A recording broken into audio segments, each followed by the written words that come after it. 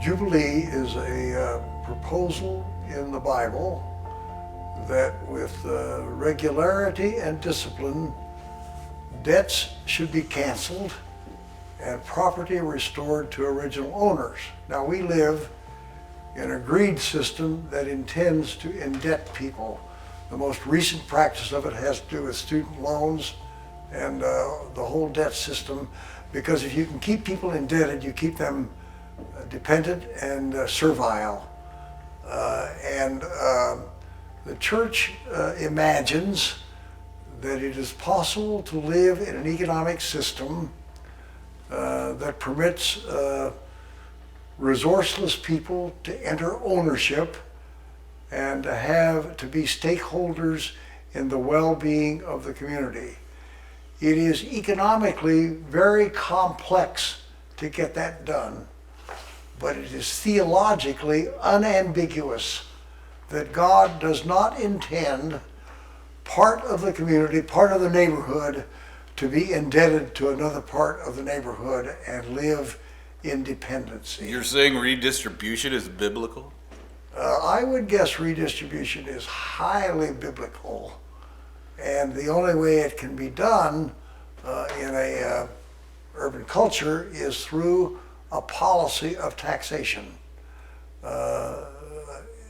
Private or church acts of generosity are important, but they are not sufficient without public policy. I think it is hard to do that in a local congregation, but I think the minimal act is to help people see texts. These texts have some staying power of their own, but by and large the church has hidden those texts. People do not know those texts are in the Bible, and the lectionary committee has deliberately left them out. So we have much work to do. I mean, so what is the church good for? What is the church good for? If it's not, I mean, like, what if it's just not doing those texts? Like, well, what? it can, instead of doing the gospel, it can practice religion. And religion is a sort of a consolation to people for which they will pay big bucks. How do you get past big fear and big bucks? Text, text, text, text, text.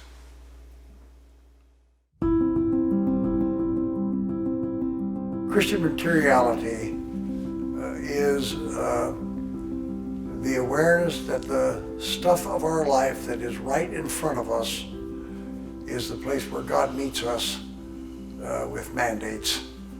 And so I have proposed that as many church judicatories and congregations have directors of spirituality, it would be very useful to begin to have directors of materiality that helped people think Christianly about the material life that is right in front of them.